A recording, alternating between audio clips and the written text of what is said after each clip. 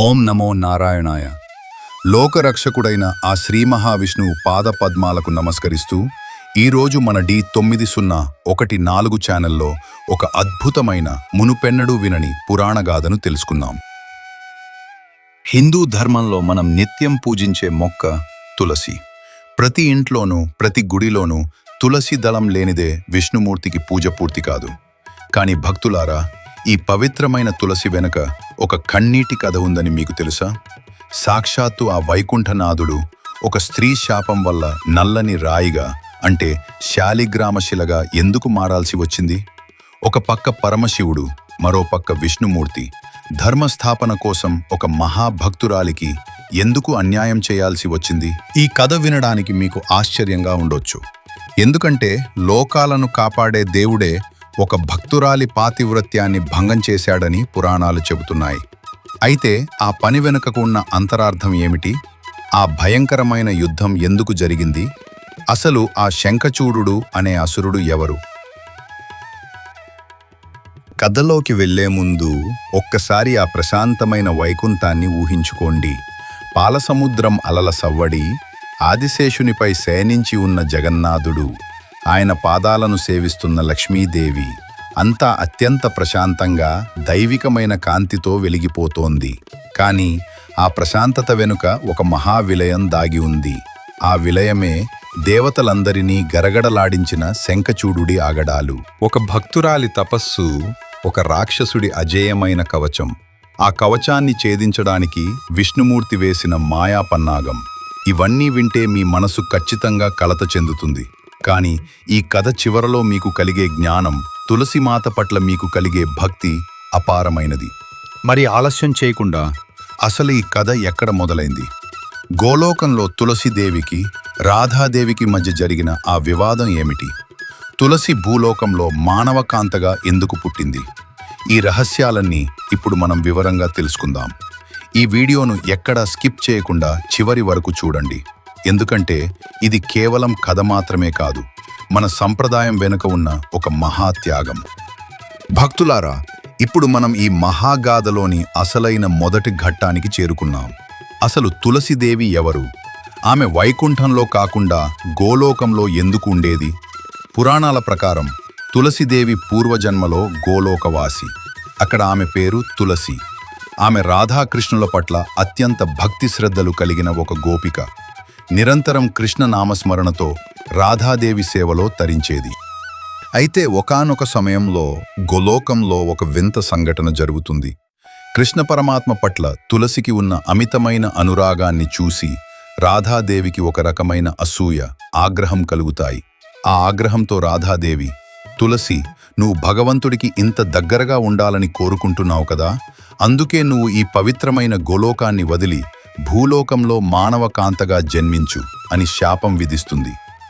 ఈ శాపం విన్న తులసి భయంతో వణికిపోతుంది. కళ్ళ వెంట నీరు కారుస్తూ కృష్ణ పరమాత్మ పాదాల చెంతపడి రోదిస్తుంది. అప్పుడు ఆ దయామయుడైన కృష్ణుడు చిరునవ్వుతో, తులసి, బాధపడకు.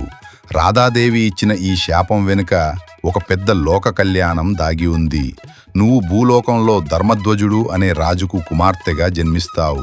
అక్కడ కూడా నువ్వు నన్ను భర్తగా పొందాలని కఠోరమైన తపస్సు చేస్తావు. ఆ తపస్సు ఫలితంగా నువ్వు నా అంశతో పుట్టిన శంఖచూడుని వివాహం చేసుకుంటావు. ఆ తర్వాతే నువ్వు నా వక్షస్థలంపై నిత్యం ఉండే పవిత్రమైన తులసి దళానివి అవుతావు అని ఓదారుస్తారు. కృష్ణుడి మాట ప్రకారం భూలోకంలో ధర్మధ్వజుడు మరియు మాధవి దంపతులకు ఒక అద్భుతమైన తేజస్సుతో ఆడబిడ్డ జన్మిస్తుంది. ఆమెకు సాటిలేని అందం, దైవికమైన లక్షణాలు ఉండటం వల్ల ఆమెకు తులసి అని పేరు పెడతారు. తులసి పెరిగి పెద్దదవుతున్న కొద్దీ ఆమెలో ప్రాపంచిక సుఖాల పట్ల ఆసక్తి కలగదు. ఆమె మనసు నిరంతరం ఆ విష్ణుమూర్తి ధ్యానంలోనే ఉండేది. తన యవ్వనంలో తులసి ఒక కఠినమైన నిర్ణయం తీసుకుంటుంది. సాక్షాత్తు ఆ శ్రీ మహావిష్ణువునే తన భర్తగా పొందాలని, ఆయనను తన ప్రాణనాథుడిగా మలుచుకోవాలని బదరీవనానికి వెళ్లి తపస్సు ప్రారంభించింది. భక్తులారా, తులసి చేసిన ఆ తపస్సు సామాన్యమైనది కాదు. ఎముకలు కొరికే చలిలో, దహించే ఎండలో, వానాకాలంలో తడుస్తూ ఆమె వేల సంవత్సరాల పాటు తపస్సు చేసింది. మొదట్లో కేవలం పండ్లను మాత్రమే ఆహారంగా తీసుకునేది. ఆ తర్వాత కేవలం నీటిని మాత్రమే సేవించేది.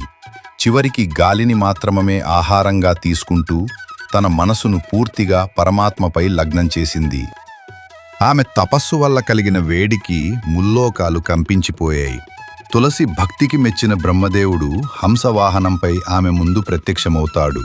అమ్మా తులసి, నీ అచంచలమైన భక్తికి నేను ప్రసన్నుణ్ణి అయ్యాను. నీ కోరిక ఏమిటో కోరుకో అని అడుగుతాడు. అప్పుడు తులసి చేతులు జోడించి, స్వామి, నాకు ఆ శ్రీ మహావిష్ణువు తప్ప మరే కోరిక లేదు. ఆయననే నా భర్తగా ప్రసాదించు అని వేడుకుంటుంది. బ్రహ్మదేవుడు చిరునవ్వు నవ్వి, తులసి, నీ కోరిక తప్పక నెరవేరుతుంది.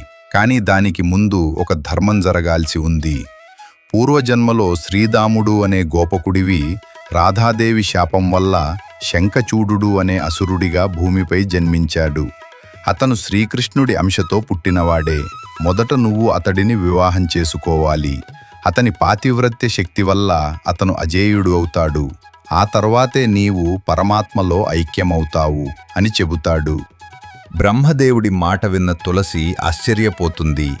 విష్ణువును భర్తగా కోరుకుంటే ఒక అసురుణ్ణి వివాహం చేసుకోవాలని చెప్పడం వెనుక ఉన్న మర్మ ఏమిటో ఆమెకు అర్థం కాదు.